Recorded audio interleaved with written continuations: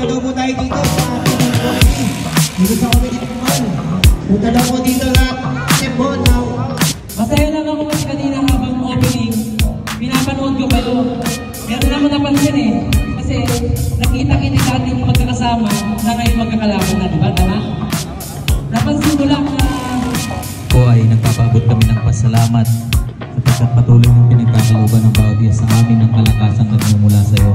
Maraming salamat po sa kilang Ama, patuloy mo kami ng ingatan.